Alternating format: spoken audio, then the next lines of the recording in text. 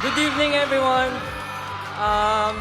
To be honest po, kinakabahan pa rin ako hanggang ngayon and this is my first time na mag-receive po ng award as a solo artist.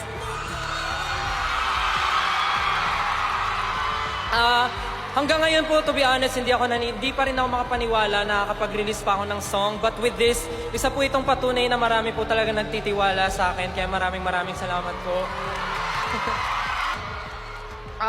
Sa 18 po and sa mga... to all my beloved berries, thank you so much for believing in me. Thank you so much for supporting me. Hindi ko man po mapapangako na kaya ko pong gampanan ng mga bagay na naiisip niyo pa sa akin, pero isa lang po mapapangako ko. Patuloy ko po nga alagaan yung boses ko para marinig niyo po ako hanggang gusto niyo po. Maraming salamat. Thank you so much, Wish. I love you. Keep on wishing!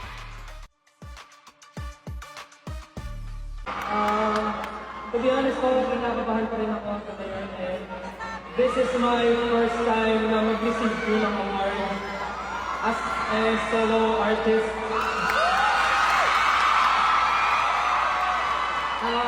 Hanggang ngayon po, to be honest, hindi pa rin ako makapaniwala na kapag-release pa ako ng song. But with this, isa po itong patunay na marami po talaga nagtitiwala sa akin. Kaya maraming salamat po. Gusto mo pasalamat kay Lord sa pagbigay po sa akin ng talent na meron ako ngayon.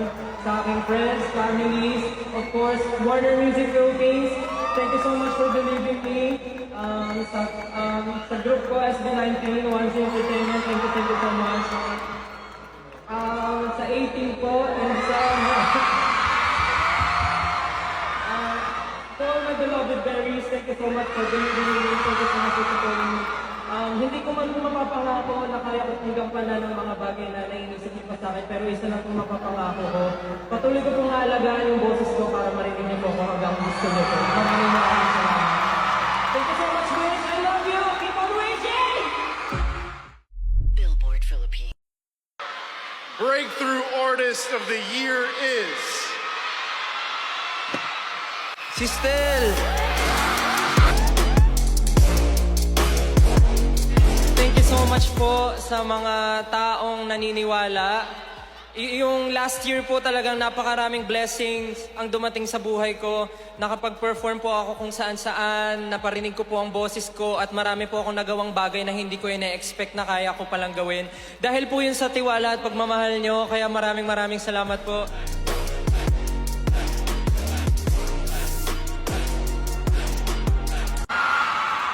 Parang birthday ko po yung pakiramdam. Again, thank you so much po sa mga taong naniniwala.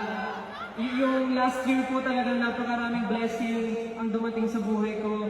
Nakapag-perform po ako kung saan-saan, naparinig ko po ang boses ko at marami po akong nagawang bagay na hindi ko na-expect na kaya ko palang gawin. Dahil po yun sa tiwala at pagmamahal niyo, kaya maraming salamat po. Ngayong taon po, sana po makapagawa po ako ng mga bagay na hindi rin natin ina-expect. Pero mas i-expect niyo po na mas makakasama ko ang brothers ko this year dahil ito na po yung taon na inaantay niyong makita ulit kami. Again, papasalamatan ko na po ang lahat ng taong sumusuporta at nagmamahal sa amin, lalo na po sa akin, of course, Once Entertainment. Maraming salamat. My brothers, SB19, my family, my mom, my dad, my lolo, mga kapatid ko, my friends na lagi nandyan for me, and of course, Warner Music Philippines, thank you so much, mahal na mahal ko kayo. And of course, ang nagtitiwala rin sa SB19 sa amin, Miss Ross, maraming salamat po, thank you so much for supporting us all the way. And sa lahat po ng buong ng Wish, maraming salamat po, gaya po na sa magandang gabi po ulit. Again, I'm very honored and very happy to be receiving this award tonight. Di pa rin po talaga ako makapaniwala na umakit na po ako ng stage as Stel. Nasanay ko ako nakasama yung mga kapatid ko, but tonight, I'm very happy and standing here very proud. And kiniklaim ko na po na si Stella isa na po talagang solo artist. Maraming salamat po sa buong pusong pagtitiwala at pagsusuporta niyo po sa akin. Again, thank you so much Warner Music Philippines for believing in me. And hindi ko po siya napasalamatan kanina, pero maraming salamat po sa pagbigay ng iyong napakagandang awitin, Mr. Ryan Cayabyab. Napakaswerte ko po na mabuhay sa panahon na to na masulatan ng isang Ryan Cayabyab. Kaya kung bibigyan po ako ng chance mabuhay ulit, ulitin ko po ang buhay na meron ako ngayon. Maraming salamat po. Yes, wish, maraming salamat. Keep on wishing dahil ako po ay hindi natatapos mangarap. After po nito, may bago po akong pangarap. Hindi ko na po hahabaan ang speech ko dahil antok na po kayong lahat. Maraming salamat po.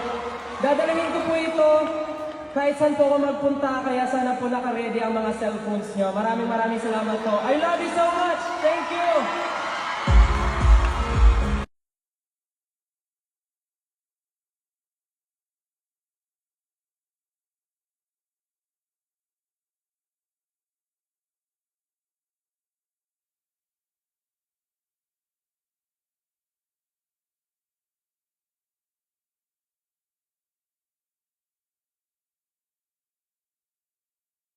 Tagal na akong nagtitimping magtapat.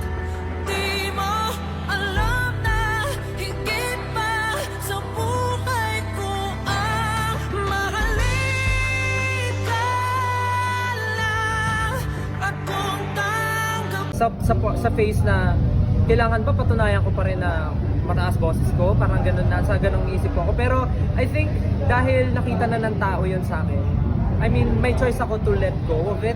Pero feeling ko naging trademark na rin siya somehow po na kaya ko siyang gawin. Pero hindi naman po ako nagko-close ng door. I'm always there. Nakikinig po ako sa mga sinasabi ng tao and mga naririnig ko na sinasuggest nila. So, very open naman po ako. And kung magkakaroon man po talaga ng possibility na mag-release ng something, why not po? And super willing po ako to surprise. Lagi naman po ganun. So excited po ako kung ano pa po yung papasok sa isip ko na gawin ko for the fans and of course para sa mga listeners.